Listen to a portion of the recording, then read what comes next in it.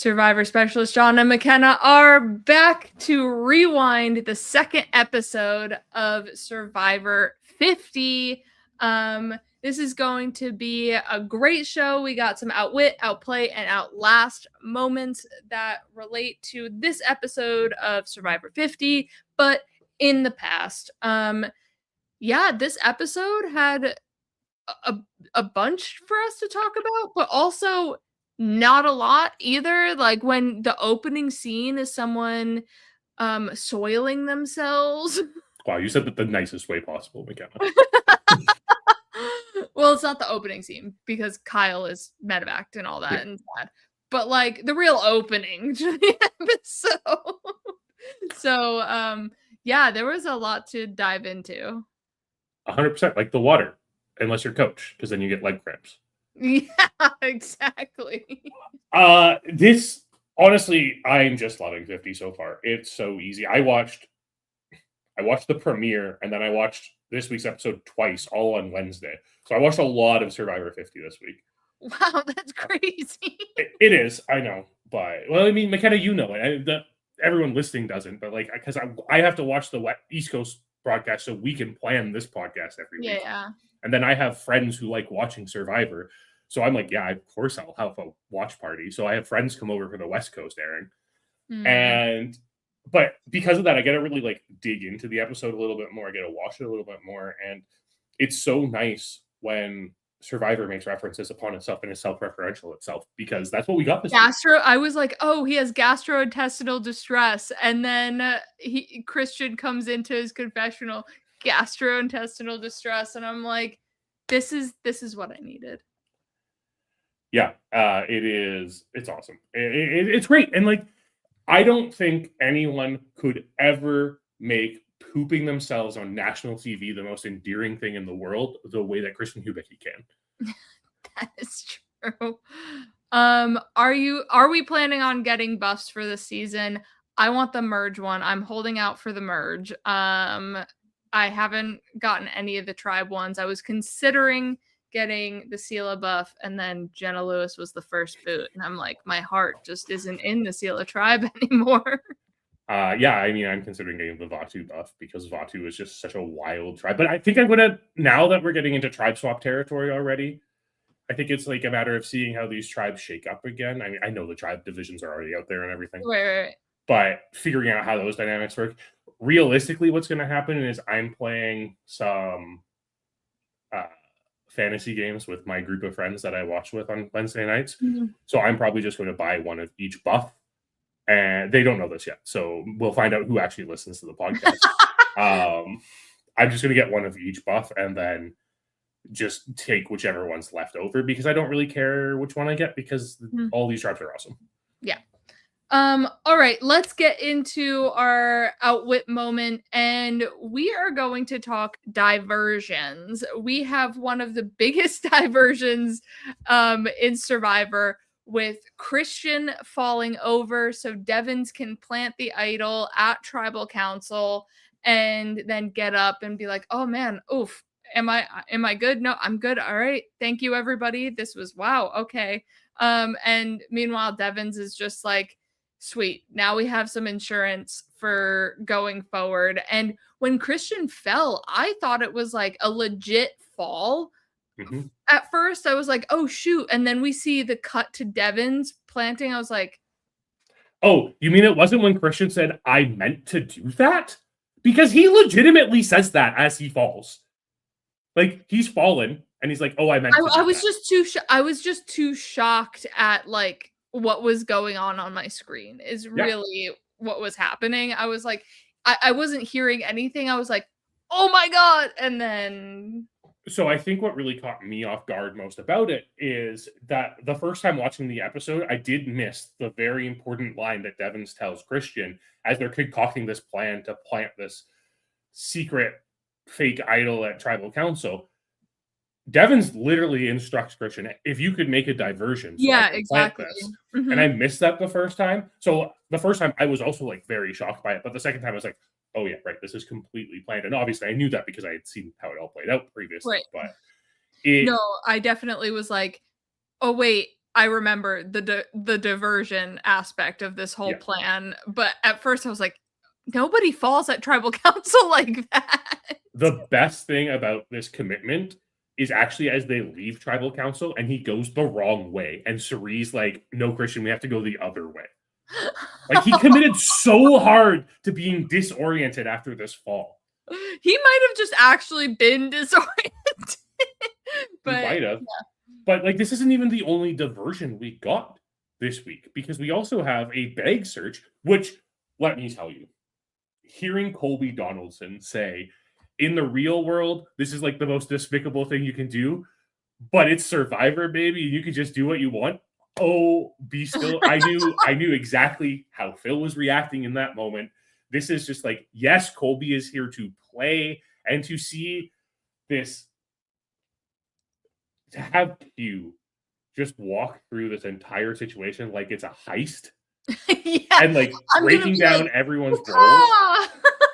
Like, it's so funny. And again, like, this is why Vatu is just like such a phenomenal tribe, and I love them so much. But to have like Q breaking it all down, being like, yeah, I am the lookout, but Colby's also a lookout, and we have Stephanie doing this distraction, and we just hear Stephanie being like, I think I could just like dry my shorts out here. Like, what? How is this enough of a conversation? I get it. Like, topics can run thin on Survivor. We're like 5 days in at this point. I get it. Like, there's not much more to talk about, but like, this is enough of a conversation for Genevieve to meticulously pull everything out of Aubrey's bag. This was on top of this. This was on top of this. This was on top. Wild. Just, it's fantastic to see these type of diversions. And there's something that you think we would have more of in the Survivor that like prominent and come to your mind. Yeah, exactly. And well, I had one that came instantly to my mind when we were like, all right, diversions. And that's JT in Game Changers. He gets everybody out fishing, and then the spear breaks. And so he uses that. He's like, all right, great. I've found my moment. I'll go and get I'll go fix the spearhead. I'll be right back. And then uses that moment at camp to go quick, search for the idol, and then get back to the raft eventually. But everyone was like, JT's been gone a hot second here. I think this is one of those instances where it happens right after the first swap in Game Changers, which is in the second episode. For everyone complaining about the third episode swap in 50 being too soon, Game Changer swap was in the second episode. Well, though it's still 2 boots in the first episode. Now we have 3. Yeah, there's 3. That's a whole extra person gone. Yes, technically there are still more people than any season of Survivor prior to this, but that's okay. And JT gets kind of swap screwed here. He's the odd man out in this dude. Yeah, I mean, he's the only member from his original tribe on this tribe, and is kind of panicking and takes everyone out to just like go out on the raft and like lounge in the day. And then he's like, oh no, time to go back, and just goes idol hunting. And it's so funny because this is the worst diversion I think we've ever seen on Survivor. It's not that bad when Malcolm breaks the spear a little bit and he's like, oh yeah, I'll go fix this at camp. Yeah, I'll go get the pliers. It's great. But it's one of those things that this type of diversion, I think, isn't as good as what Christian and Devins did, right? It's not even as good as what like Stephanie was doing on Vatu, because this is a diversion completely reliant on all of them continuing to be distracted by something when you're not there to distract them. Right. Yeah. Because this was a solo diversion. It's really hard. It would have been really hard for JT to be able to pull this off. It almost has to be like, you know, Earl taking everybody out to fish, and Yao Man just like digs and finds the idol that way. Yeah. But in this episode of Game Changers, JT is like waiting for his moment and waiting for the other people to create that moment. Yeah, it's so risky, but I get where he's coming from. And the other thing is that it's just not enough of a diversion to accomplish what he's looking to do. Because he's just he has to find an idol, but he has no idea where to look for that idol. Yeah. It's such a lofty decision and just like such a lofty goal that he's trying to accomplish with such little time. Mhm. So it's not a surprise. Of course, like we don't have the exact timing on how long he was gone or anything like that, or why everyone was like, where is he so much or whatever, or what's going on. But I think even a few extra moments at this is too long. If this is Yeah. just one that where all it took was somebody looking back at the shore and be like, why can't I see JT if he's just going for these pliers? Yeah, this is strange. And then another really great diversion that we were just like thinking, and then you just go, wait a second. And that is David versus Goliath, with Davy just being like out there, like twirling that bamboo around and just like being Davy. And Carl and Nick go and search for the idol because it was in like So steal a vote from the merge. or sorry, steal a vote. Because it was in eyesight to everybody else, but Davy was just being that optical distraction for everybody. And that is just one of the most hilarious distractions ever. And it works because they're looking over at Davy being like, what is going on? And can't stop watching. Yeah. And even when you look at, because, okay, to refresh everyone's minds, what's happening is at the merge, there was a clue that was just like this picture of a palm tree. And they're looking for this palm tree and they find it, but a bunch of the Goliaths are just like lounging on the beach fairly close to it. Mhm. So they need to kind of divert their attention from the fact that Nick and Carl are going to be climbing up into these rocks and looking for for whatever this advantage is. And I think it's either Angelina or Kara who's just like, look at Davy. And all Davy's doing is like standing by the water, twirling a stick around. And I know it's probably edited like a little bit more, but I think this is just so funny because at this point in the game, it's the merge of David versus Goliath. So what, they're like 2 weeks into the game at this point. People are probably getting a little bored. Yeah. So just watching Davy twirl a stick is maybe the most entertainment these people have had in the last 24 hours. Just the thought of that, of being like, yes, this shot of Davy is the moment that I've been craving to entertain me, is hilarious. But I think this is so much closer to what we see from Devins and Christian in this episode, right? True. It's a coordinated diversion to distract. With it's an optical diversion, not relying on someone else to do something, or like your surroundings to dictate when you're able to make the diversion. Exactly. And I think this is an easier diversion to get away with because you're not doing something right behind everyone's back and you're like a little bit further off. Mm-hmm. You're just kind of distracting from the fact that you're like climbing on these rocks. So people be like, what are you doing climbing on those rocks? But what we do have here is Davy just committing to the role, right? Mm-hmm. And I think that's what's so important about the comparison between Davy and Christian. I think Christian probably also is like, oh man, Davy knows how to make a distraction, so I know how to make a distraction now. Mm-hmm. I was just learning from watching this situation, and it really does prove what you can accomplish in Survivor with collaboration. I think this really does lean into the alliance aspect of Survivor that we sometimes forget, is like sometimes you do need this misdirect, especially in the era of advantages, to go find something. And I think it's lost in the new era because we see so many people sharing that they have advantages with each other. Right. Yeah. And I mean, so sometimes you do need a friend to help you get an advantage and have someone you trust, mm-hmm. because otherwise you can wind up like JT, where it's like, I have to wait for a perfect moment. And that perfect moment may or may not come. Like if he just said like, hey, Malcolm, bend the spear a little bit. Mm-hmm. I got something cooking at camp. The problem was he was just so outnumbered, right? Moment. Yeah. Yeah. JT's is almost more akin to Wentworth trying to get the idol from under the shelter. Mm-hmm. Right? Except for the fact that he does actually take the initiative to get people away from camp. Right. Yeah. And isn't just waiting for people to be away from camp, because we've seen time and time again, right?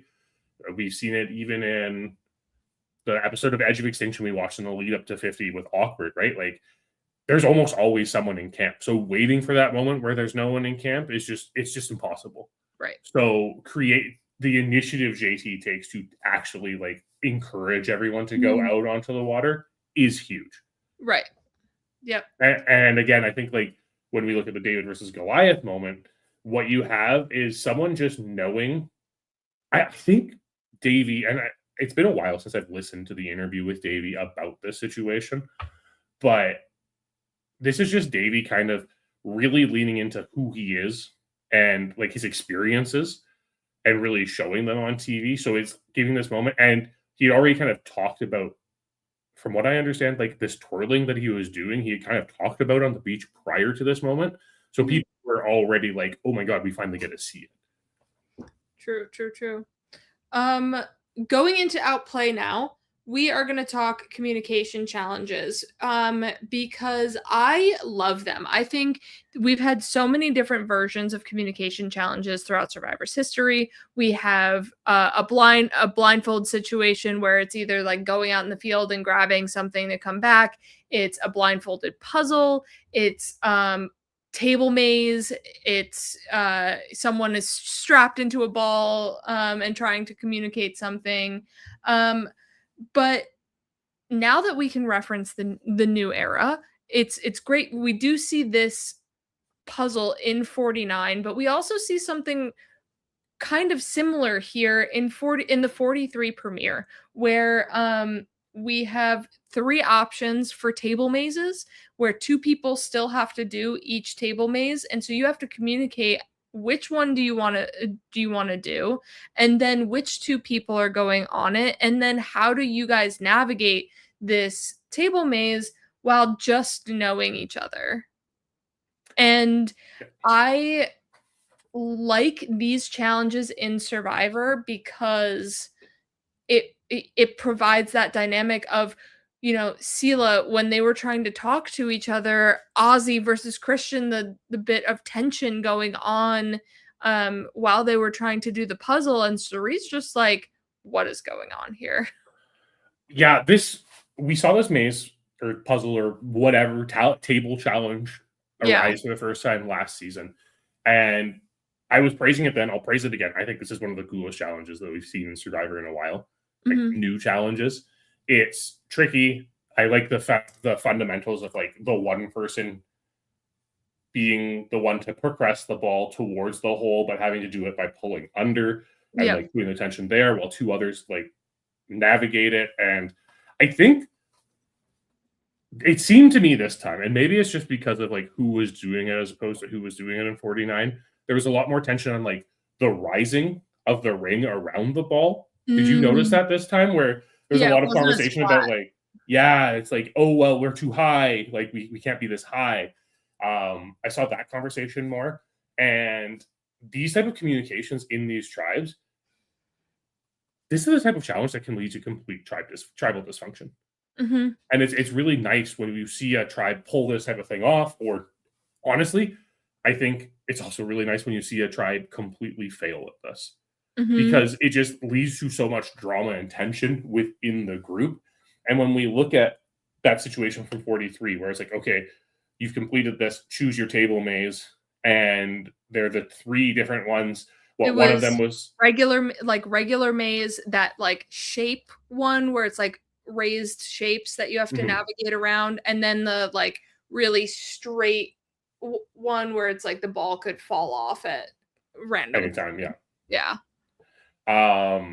And those are just there's so much thought process that goes into it, but then there's also the communication of 2 people having to then navigate the maze at the same time and coordinate. These are things we've seen a lot. Like we've seen a lot of these coordination challenges over the years. Blindfold challenges are a good example of them. We've seen a lot of table mazes, right? Like we've evolved to the point where like sometimes we have 2 people doing the table maze with the like pulleys and stuff, right, and everything. But this like hold the table maze, prop it up and down, and move it back and forth is so fascinating, because and how this new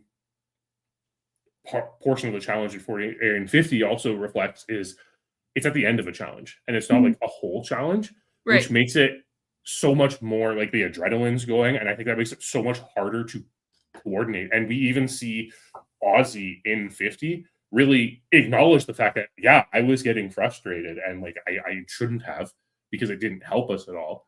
But like, this is what these type of moments can do to people.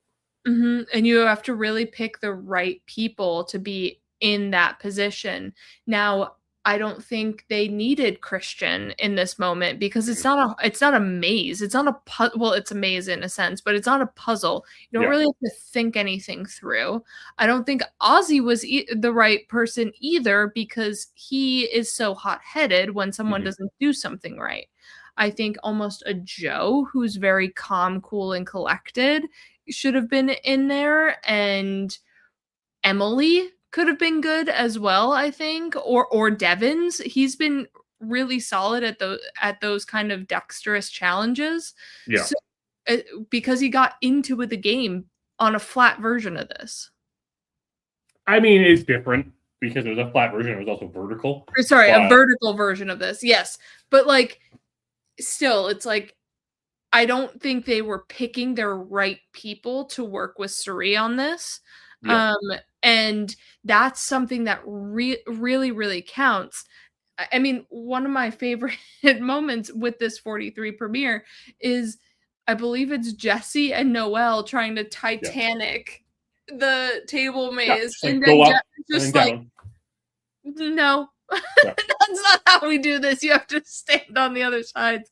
But that was so funny when they were trying to do this. Another one that we haven't seen since Samoa, it only has happened twice, Panama and Samoa, is when one person lays in a cradle and they have to maneuver the ropes and pull them around to get numbered flags and stack them in a pole. Mhm. And to have that communication of where do we need to go to get the flag, how do we need to pull the person, just the navigation of this rig is a maze in itself. It is, and the fact that this deals with like 3 axes, and you're having to determine how to lift this person up to get them up to get the flag, or move them left to right or back and forth, and also relying on them to tell you where the correct flag is too, Mhm. right? There's And not so knock much any of them communication. out, because if you knock Yeah, one of them out, then you have to go back and place it in the holder and have to, start not over, but start over from that number. And yeah, this challenge is one that I would love to see again. I don't Mhm. it can't be that complicated. I guess I don't know, like, the mechanics behind building this type of thing, so maybe it is a little complicated. Maybe it's just a little unsafe. Maybe they don't want people hoisting people up because we haven't seen that in a long time, now that I think about it. But, like, any challenge where they hoist people up, and they used to do them a lot, so maybe that's really what Well, it we comes down hoisted to. some people up in like Millennials versus Gen X. That's McKenna, that was 17 seasons ago. I know. Uh, It yeah, was in so college for Millennials versus Gen that X. was And now, 9 years ago, yeah, so, and now I'm married. All right, we're moving on. Continue. but with this challenge, I'm kind of fascinated we've only seen it twice, because I think, and what's more fascinating about it, we've only ever seen it in the post-merge. It's always been like splitting it up into uh tribes of 3 or 4 or 4 or 5 Yeah. and doing it and not well, they have easy pre-merge numbers with the older seasons to be able to do this. This would be an easy pre-merge challenge. I imagine part of the reason why we haven't seen this is because it's not the most visually appealing, or, like, there's a assumption it's not the most visually appealing, because I talked about this last week with, like, Quest It's for Fire, hard to right? follow along a Hard to little bit, follow but it does along, have the numerical flags, but which it's is like hard. Yeah, easier. I agree, but it's hard to watch both tribes competing at the same time. Right. And I think that's really what Survivor is trying to get away from. I think Survivor really likes their wide shots. You Mhm. know, it's the complaint we have about Big Brother all the time, right? Where with like Big Brother challenges, especially like HOH challenge, like live HOH challenges, you sometimes miss the win because they just are adverse to having these wide shots. Whereas Mm. Survivor really likes having the wide shots, so you can compare how people are doing. Yes, we get those zoom in shots and we see like the personal, like the focus on like one person at a time. But even if we look at the first challenge from this week's episode with like the balance beams and stuff, you could always tell where people were in relation to each other with those despite the fact that we were focusing on one person, because the shot was wide enough that you could see both ends of the balance beams. True. And this challenge just doesn't lend itself visually to that, despite the fact that it's really fun. And again, leads to a lot of tension because there's so much communication here. That's the big emphasis that I think you and I really want to make about these challenges. What makes them interesting is it's hard to cooperate with people when you haven't eaten for 6 days. And also, I know there's pre-games, and I know there's, people know each other because Rizzo has watched Colby. But at the same time, it's like, you don't really know them that well. And trying to deal with a communication challenge, especially when you've lost a bunch of challenges and you don't know exactly where to put people, where strengths could be, how people work together that way in a team setting. Yeah. You know how the tribe works together through an obstacle course. You just move through it. But the fact that they have to now navigate this table maze as a trio, and it's a lot of talking back and forth. You pull, I pull, wait, we're too high. And putting it at the start of a game is really taxing, but it's almost the best place to put it because it'll give the audience the most drama. It's the coordination of it all. It's the having to figure out who has what strength, who's a little bit stronger, right? And I think that's what we see in the 43 example with the table maze is like, sometimes, I don't know if you've ever experienced this, McKenna, but if you try to lift something up with someone at the same time, like, I don't know, say they're like moving a couch or something, right? One person tends to be lifting a little bit more than the other, right? Yes. My back knows that one person lifts a little bit more. But you don't really know, unless you know that person really well, who it's going to be until you actually do the lifting. And you don't know how to like accommodate it, or even something like if you and I were lifting something together, I stand a foot taller than you. Yes. So I have to accommodate to the fact that you're a lot lower than I am when I lift with you. So it makes things a little more difficult. And that type of communication doesn't come naturally to people, especially the type of people who put themselves into a situation where they're trying to solve something, like an Aussie in this situation where he is trying to figure out, trying to lead, but not lead too much. Yeah. And in 50, everyone's like lucky that they all know each other's names. But I once did a table maze right after a swap in a live game where I didn't know like anybody's names, and I couldn't be like, you, higher, it was like so bad, and we lost the challenge because it was so hard to communicate who to lift what corners and things like that. So I really love communication challenges in Survivor. I think it really breaks up the monotony of obstacle course to puzzle, even though it is a puzzle, but it provides a different element.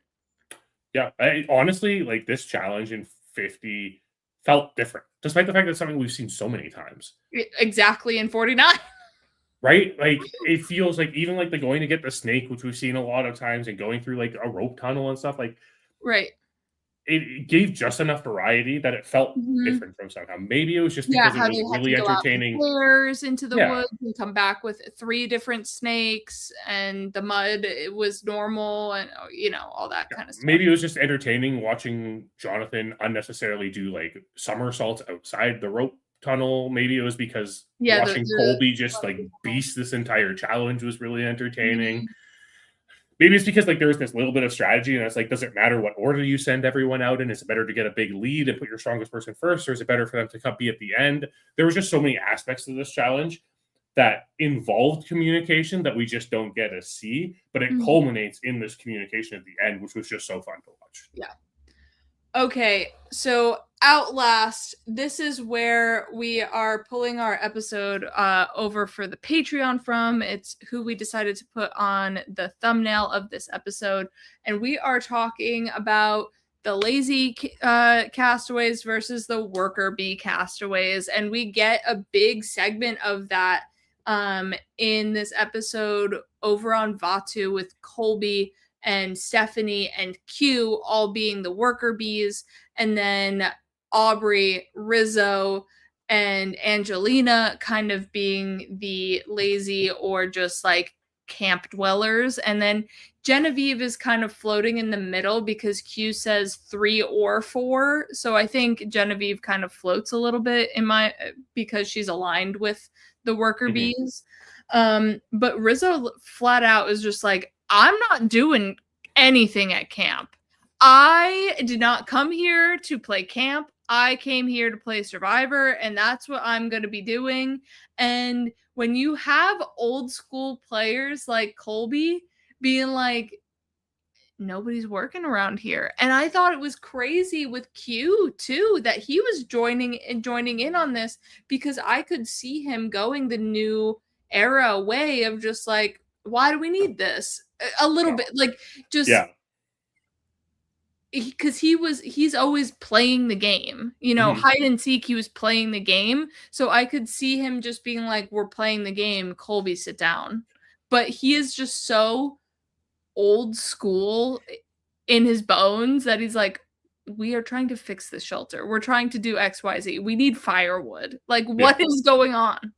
I think, first off, I love this segment so much. Like, having this contrast between Colby and Rizzo is exactly why we wanted them both on the same tribe in the first place. I honestly don't know how people cannot be entertained by Rizzo. He is so funny. He is so, like, even just like the way he interacts with people is so entertaining to me. And seeing him Riz Diva. Yeah, exactly. Seeing him like go out to grab crabs and then be like, oh, I pricked my finger, I need to go disinfect it. And then doesn't come back. So funny. Just like, okay, Rizzo, you better be starting the fire. And it's like, dude, where's your supplies to start your fire? Well, we're not relying on Rizzo to start a fire now at all. So Rizzo should be, considering he lost fire making. I know. Take that opportunity, Rizzo. But Q has had this experience before, though, right? Like, he had this exact same experience with Jelinski in the beginning of 46 in the Sweat and Savvy task. Right? So I don't think it's very surprising to see Q be a little frustrated by this and be like, okay, Rizzo, what are you doing? I think the level felt so like he was in season 2 with Colby. Like, because he's new era, it made me feel like he would be used to Rizzo's antics rather than like, so what is going on at camp? 100%. Like, I totally get that. But I also think Rizzo's in this weird situation on this tribe where he is so much younger than everyone else. Yeah. Right? Like, he's 25 at the time of filming. Genevieve, I think, is like 33 as the next youngest person on that tribe. Also, keep that in mind. Genevieve's the next youngest person on this tribe. So, like, there's a big difference. There's a big gap there. And I think it really does show. And I think, as much as I said last week, like, Rizzo really needs to like lean into this like little kid role and little brother role or like son role on this tribe to really get along with people. It can backfire in situations like this when your dad's Colby and it's like, hey, son, you gotta like actually work. Yeah, but you fall into the son of like, I'm gonna be just like my dad, not like, oh, my old man's been really breathing down my back kind of thing. So I think it's so funny because I also just love Rizzo's confessional of like, I'm here to play Survivor. I'm not here to play camp. Like, what's going on? Yeah, and that's very similar to actually going all the way back to season 1. Jervis was like, I'm not here. I'm not gonna be this worker bee. I'm here to conserve my energy. Anybody want to play around of cards? Like, I'm here to avoid as much work as possible. And people called him out on it, but didn't do anything about it. They were like, yeah, Jervis is over here avoiding work. And then he brings that into Blood versus Water as well, with Tyson and the Coconut Bandits and all that. He's still always just like, why do when others will just do it for you? It's just a different mentality to have and approach the game. And I think when you look at someone like Colby, this is Colby entertaining himself. Right? Yes. Colby doing all this work, like always getting firewood and stuff. That is him entertaining himself. And I think that's how I would do too. I would be like, I need something to do. I'm gonna constantly be working on this shelter. Yeah, exactly. Right. Like minor improvements to your life also just greatly improve your time there because you are entertaining yourself somehow. Mhm. And I think that is like a generational divide. I do think like someone Rizzo's age has a much easier time just being like, I can just sit here and do nothing. Like, I get it. There are times when And BlackBerry and Doom Scroll. there are times when I, as Genevieve's age, sit down and do nothing all day and just like, yeah, cool. I'm just going to let my imagination wander now. I get it. But I would also definitely be working the entire time because I would need something to do. Otherwise, I'd go start crazy. And that was really emphasized in the early seasons of Survivor, I think. Mhm. When you have someone like Jervis who's taking it down, there was still a misunderstanding of exactly how the game worked. And like there was a large portion in the early eras of Survivor that focused on, okay, but we need to win challenges, right? So we have to conserve our strength. It was a good excuse for people to be a little lazier. But Yeah. when you compare Jervis to someone like Joel or Greg, who are working a little bit more to build the shelter, to enhance their life, to even like Greg, like exploring, right, is more than Jervis was doing in Borneo. It's just fascinating that I think this does kind of come with like the age group that was on Borneo in comparison to 50. Jervis isn't really being called out about it. Like he's being like people acknowledge it, but they aren't like, okay, Jervis, you have to start pulling your weight here. Yeah, that's true. They're not like focused on Jervis, like, get your act together or you're going home, because he's still a vote for them, or he's, that kind of thing. Um, and then another big, divide is Africa. Mhm. And we have the lazy Gen Xers and then the older people on the tribe. And they are lazing around the shelter when asked to do things. They're like dragging their feet. Same thing that we have with Rizzo here in 50. We had all the way back in season 3. And it's crazy how well Survivor still, especially when it's the Gen Xers are the lazy ones in Africa. Like, that's just how the generations still just loop back. They Mhm. loop back. It's okay. There's this big, very okay. I'm going to get a little philosophical here. There's a large theory about how generational divide is brought on by the fact that like we just see ourselves in everyone, and we're always striving to not be the generation prior to us. We're always striving to make the world better, but our idea of better is completely derived from the idea of what the generation prior to us thought was better, Mhm. and being an as stark contrast to that as possible. And this mentality of work is something that usually develops over time. The older you get, the more you're like, okay, I do have to do this to like better my own life. Mhm. Maybe it's, I don't know, world propaganda to like make us better, more complacent when it comes to working and stuff like that. But the point being is, as you're younger, you're kind of like, no, I don't want to do that because you're older than me and I don't think that's a good idea. And we really see it in Africa because there is like a 12-year divide between the bottom 4 and the top 4 on that Yeah. Samburu tribe. So it's really exasperated quite a bit, even though the that young crowd is still older than you would think a younger crowd would be, with Mhm. what Kim Powers being 29, like Mhm. almost 30 herself. But the next youngest person on the tribe's 42. So there is this divide there between them, which does create this like us versus them mentality. Right. And Africa, I think, is such a weird place because you're not out there scrounging for firewood all the time like you are in these tropical settings. You're not out there fishing or scrounging for food because it was such a different environment Mhm. than what we've seen in almost every other season of Survivor. Yeah, I mean, the main thing was, like, trying to deal with the water Mhm. over there, and, like, getting as much water as you could to be able to boil. So we are watching episode 2 of Africa over on the Patreon. That's gonna be live tomorrow, so make sure you become a patron, subscribe to the channel, like the video, hit the notification bell, follow us on Instagram, all the usual suspects you get here over on the Specialist. Do all the things because it helps us out so much. Yeah. when I'm looking at have you seen a difference in this young versus old divide as we've gone further into Survivor? Like, it's, again, I was talking about how it's kind of exasperated on 50 because Rizzo is so much younger than everyone else with like that Right. 8-year divide. Then what? I think Angelina's 36 and Aubrey's 39. Mm-hmm. So there's like quite a large divide between these people, but it's also because it's a 26-day game rather than a 39-day game. Do you think like that's playing into this laziness we see from Rizzo, and how does That that could reflect on like be, Africa? yeah, definitely could be because like Africa at one point they were like, you need to beef up your shelter or you'll die. Yeah. Um, where here it's just like, we're gonna sleep bad for a few days. I can deal with that. Like, Mhm. I don't need to exert my energy because I'm sleeping fine.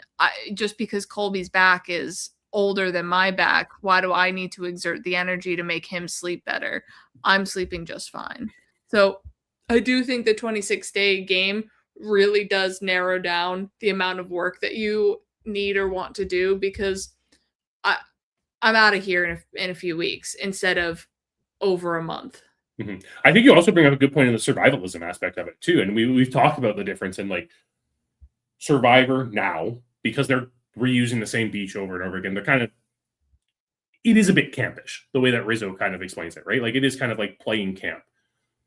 Whereas in Africa, one false move and you could be eaten by a lion.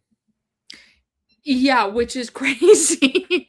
And obviously, like production's not going to let that happen. Production's out there or patrolling and everything like that. Or But even like, they couldn't really protect much, but like Outback with Colby, he had a flood run through his camp. Like yeah, there are real dangers that we have seen in Fiji, but now we have gone away from monsoon season.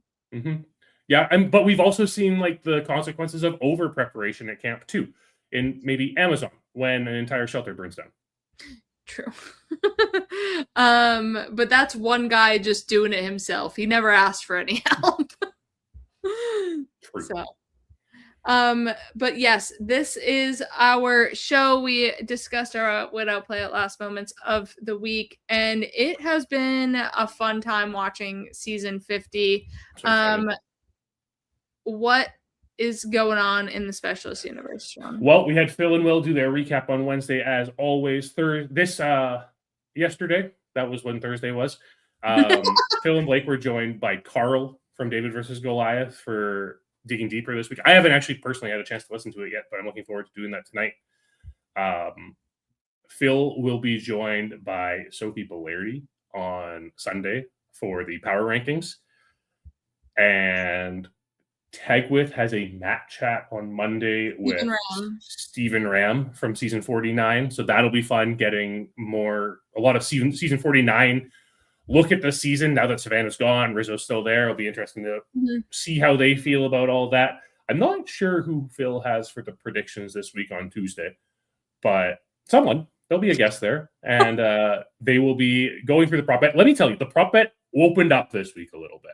It got a little more interesting. I did very poorly, so you can still get in there and probably beat me. So it's fine.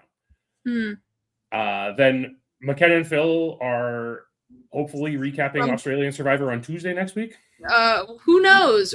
It all depends on what AU decides. If it's airing on a Wednesday, then we pre-record and you get it Wednesday afternoon. If it's Tuesday, you'll get it live Tuesday night. We'll figure it out.